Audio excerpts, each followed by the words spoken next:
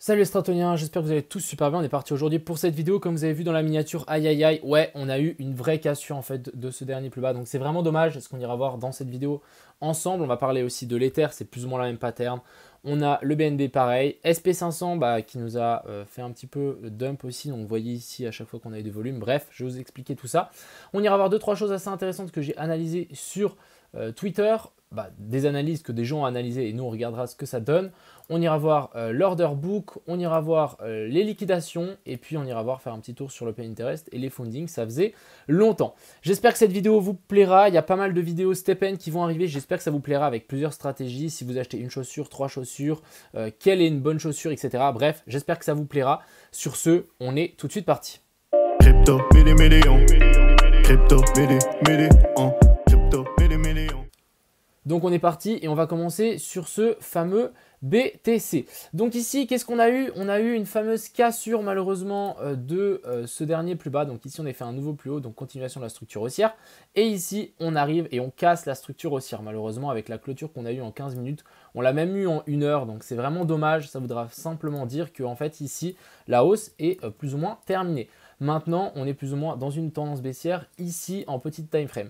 Encore une fois, rien n'est encore fini car ce qui est assez intéressant, c'est que cette mèche a tenu. Donc, pour le moment, je suis encore très mitigé. Pour moi, c'est du 50-50. J'ai toujours mes positions ouvertes, mais c'est vraiment 50-50. Premier scénario, c'est le scénario en baissier. Donc ici, on a enclenché un scénario baissier. Ici, maintenant, on va remonter, chercher les zones de POI qu'il y a ici. Passer en fait au-dessus de cette petite mèche, je pense, ou se faire arrêter un peu avant et continuer à chuter. Donc là, à mon avis, je pense qu'on aura un rebond en très court terme pour ensuite soit redescendre. Deuxième scénario, c'est ici, on prend un peu plus de temps et quand on remonte, on tient cette zone et on arrive à nous faire un nouveau sommet. Ce que je trouvais aussi assez intéressant sur cette pattern, c'est qu'en fait, on a une potentielle racine, sommet de la 1, bas de la 2 et du coup il nous faut 3, 4 et 5 et ça on les a pas. Et j'ai regardé un petit peu, j'ai tiré un petit Fibo donc depuis ici à ici, même chose, je vais prendre ici en bas. La zone des 161,8, on n'est pas venu la chercher, on est seulement venu chercher la zone des 123 de Fibo et je trouve ça un peu faible. En fait pour une 3 c'est très faible, donc je me dis qu'on peut peut-être encore avoir une jambe haussière. Mais encore une fois, rien de fait, mais je suis plutôt baissier en tout cas sur ce que je vois ici. C'est plutôt baissier sur du court terme, donc je vois bien un rebond et ensuite redescendre plus bas pour pourquoi pas venir chercher un petit peu plus bas. Et ensuite, on avise, on regarde si on a des patterns de retournement, etc. Pour le coup, voilà, pour le moment, je suis toujours dans ce scénario-ci. Mais voilà, je me dis méfiance, on a eu une petite inversion de tendance ici en 15 minutes, même en 1 heure. Faire attention, est-ce que ce scénario ne va pas être invalidé? C'est ce que je me pose comme question. Ici, on a toujours mon trade qui est en cours. Hier, j'avais pris 2-3 profits ici, donc on est de nouveau sur ces mêmes points. J'ai mes stop loss à break-even sur toutes mes positions, mais du coup, voilà, ici, j'avais tiré mes 2 lignes. C'était les 2 lignes que je voulais pas qu'on casse. Malheureusement, on les a cassées et je me dis que si on n'a pas une patate et si on n'arrive pas à se retourner bien fort ici, ça va être dommage. On peut aussi imaginer ici un petit Bart Simpson. Enfin bref, je me suis posé la question pourquoi aussi on a dump ici, mais en fait regardez toutes les liquidations qu'on avait juste posées ici. Donc vraiment un énorme pic jusque environ vers la zone des 40 400 et ça descend un petit peu encore. Mais voilà, jusque là on avait quand même masse de liquidation. On en a aussi un petit peu au nord.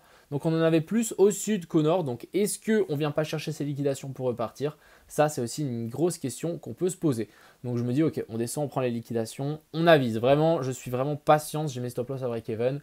Je suis en mode 50-50, je ne sais pas trop dans quel sens on va aller. Du côté ici de l'order book, encore une fois, de la vraie manipulation, c'est un peu relou quand même. Ici, on voit que tous ces ordres ont été placés dans le but de faire peur aux gens. Dès qu'on a eu la bougie rouge à l'ouverture du marché américain, boum, les ordres ont disparu et du coup maintenant ils sont de nouveau placés là. Ça défend quand même un petit peu, je trouve ça assez intéressant, ça défend. Maintenant on verra est-ce qu'on n'aura pas de l'autoroute qui sera ouverte pour monter, sachant que tous les ordres qui étaient mis ici ont été enlevés et du coup maintenant on en a seulement au sud. Du côté de l'Open Interest, on n'a pas grand chose, franchement on n'a pas grand chose, on va juste zoomer peut-être un petit peu, mais ici le funding est toujours très neutre, donc ça veut dire qu'il y a autant de long que de short, et ici l'Open Interest qui est un petit peu, il n'est pas si haut que ça, donc franchement, il n'y a vraiment rien à dire, pas rien de très intéressant, rien qui me choque. 2-3 petites fractales que je voulais vous montrer. Donc, bien évidemment, moi, je pense pas qu'on va réussir à venir chercher un nouveau sommet. Encore une fois, c'est uniquement mon avis. Mais je trouve aussi assez intéressant de vous montrer 2-3 petites autres analyses qui peuvent contrer en fait mon opinion. Bien évidemment, moi j'aurais pas tout le temps raison. Et du coup, voilà, ici on a pourquoi pas le Bitcoin ici en 2015. Non, c'est en 2013 il me semble. Ouais, 2013, attendez, je crois qu'il l'a mis. Ouais, 2015, c'est juste, j'avais raison. Donc depuis 2015, on avait fait un bottom ici avec 3 bottoms comme ça, tac, tac, tac, pour ensuite repartir. Pourquoi pas? Je voulais vous montrer ça, ça ressemble quand même. On a eu la petite mèche de liquidation, même chose, etc. Ça ressemble. Et ensuite, ici, on aurait ça.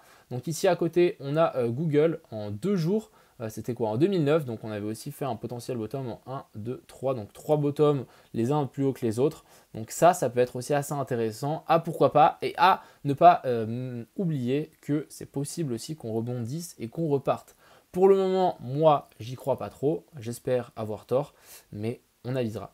Et du côté du Litecoin, on avait aussi ce petit truc, donc petit short potentiel à prendre pour le coup.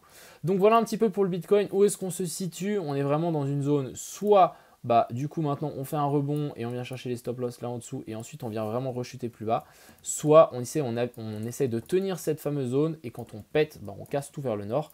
On va juste zoomer en plus petite time frame sur cette charte. Est-ce qu'on n'aurait pas une petite pattern de retournement? Non, pour le moment on n'a rien.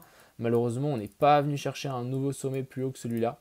Donc si on aurait eu une cassure plus haut que ça aurait été pas mal. Bon, on peut toujours le faire, mais voilà, pour le moment on est en train de monter tranquillement. Vous savez souvent ce que ça veut dire. Ça veut dire qu'il y a encore une jambe baissière qui devrait arriver. Mais pour le moment, moi je hold mes positions. J'attends en tout cas ce potentiel pump. Et pendant ce pump là, si on revient dans ces zones là, je liquiderai mes positions qui sont toutes dans le vert pour le moment. Ici, on a l'Ether, donc même chose, la position que je vous avais partagée, elle n'a pas bougé. On avait cette petite pattern de retournement, on l'a aussi ici. Malheureusement, on a eu une cassure, donc on est dans le même scénario que le BTC. Ici, on a la continuation de la structure. Hop et hop, donc continuation de la structure, ici breakout, et on pourrait clairement avoir en fait un rebond, venir chercher ces petites zones ici, et ensuite on corrige plus profondément. C'est quelque chose de complètement viable et c'est quelque chose que je surveille. Du côté du BNB, donc BNB plutôt puissant quand même, il arrive bien à grimper. Pour le moment, toujours pas. Moi, j'attends une cassure de ça, mais là, pour le moment, on vient juste retester donc cette zone de support ici. Il faudra se méfier. À mon avis, on peut continuer à dégoupiller. On a le SP500 qui corrige un petit peu. Alors, hop, c'est aussi un petit peu le Bitcoin qui corrige. Du coup, le SP500 corrige, donc le Bitcoin corrige, exactement ce qu'on a eu là. À l'ouverture, boum, ça dump. Le Bitcoin, ça dump. D'ailleurs, ici, on peut bien le voir avec les volumes. Regardez ici, à chaque fois, c'est à 15h30. On a de nouveau un pic de volume à chaque 15h30. Et je trouvais ça plutôt assez intéressant. Ici, c'est où 15h30? Bon, là, on est au milieu d'un énorme pic. Mais voilà, là, depuis un certain temps, boum, il se passe quelque chose. 15h30, il y a eu un pump. 15h30, il y a eu un dump. 15h30, il y a eu un dump. Donc, à chaque fois que c'est 15h30, il y a de la volatilité qui arrive et ça suit le SP500. Maintenant, le SP500 n'a pas réussi à nous faire un nouveau plus haut par rapport à ça. C'est un petit peu dommage. Donc, moi, ce que j'attends vraiment, c'est un nouveau plus haut par rapport à là. Ensuite, petite correction. On va chercher pourquoi pas juste en dessous pour choper les stop loss qu'il y a là. Et ensuite, on repartirait vers le nord. Mais voilà, pour le moment, rien de gagné. Si le SP500 repart, je pense que le Bitcoin pourrait aussi repartir. Ce serait plutôt bon signe pour mes trades. Et du coup, mes alts, ça n'a pas bougé. Non, on va les prendre ici. Donc ici, je vous remontre mes petites positions. Ça n'a pas bougé. Je suis toujours dedans. Donc ici, on a aussi le Luna. Luna est bien corrigé malheureusement. J'espère que ça tiendra. Après ici, avoir fait un nouveau plus haut. J'espère que ça tiendra et qu'on a réussi à potentiellement inverser sa tendance. Et le round qui est plutôt balèze. Je ne vais pas les refaire vu qu'on les a analysés hier. Ici, on a le Atom qui a un petit peu chuté. On a le GMT qu'on va analyser un petit peu plus profondément dans cette vidéo. Donc déjà le GMT, ce qu'il faut savoir, c'est que pendant les 25 prochains jours, 26 y compris ce jour-là, ils vont acheter et burn pour 1 million de dollars à chaque fois de GMT. Donc ça fait un petit paquet et ça c'est le projet, c'est pas le projet mais c'est la team de StepN qui vont brûler en fait à chaque fois en fait les frais de transaction qu'il y a eu sur l'application quand vous allez vendre ou acheter une chaussure. Donc, ça peut avoir quelque chose de conséquent sur le cours et ça peut vraiment nous pousser ce cours vers la hausse. Déjà, hier, il y a eu l'annonce cette nuit et regardez le pump qu'il y a eu. Donc, ça a réussi à nous valider cette inversion de structure et du coup on est retourné dans cette zone de POI. J'ai déjà essayé de tenter de long le GMT, sauf que je me suis fait sortir avec cette mèche. Donc pour le moment on va patienter si on n'a pas une pattern de retournement un petit peu plus puissante, mais ça clairement ça peut... En fait le burn ça peut être un catalyseur d'un pump et j'espère casser certaines zones de résistance. Ce qu'il faut savoir, c'est que aussi, si on passe en logarithmique, on a un potentiel énorme bull flag, donc en 1 heure, pas en 1 heure, en daily, oulala. En 1 heure, ici, on a un potentiel gros bull flag et ça pourrait être très intéressant de nouveau repartir vers le haut. Je pense qu'il peut le faire, vu la hype qu'il y a sur le projet. Je pense que c'est largement faisable, mais pour le moment, on va patienter et on va espérer que cette zone tienne pour essayer de prendre un petit long pour le coup. Donc voilà, pour le moment je ne suis pas dedans, mais ça peut être assez intéressant. On commence à avoir peut-être une petite pattern de retournement sur le GMT, mais je pense que là-haut ce n'est pas fini du tout. Ensuite on a le Axe, donc le Axe c'est des gens du groupe privé qui ont partagé. Donc pourquoi il est assez intéressant le Axe, et je suis assez d'accord avec les gens qui ont partagé ça d'ailleurs, merci à eux.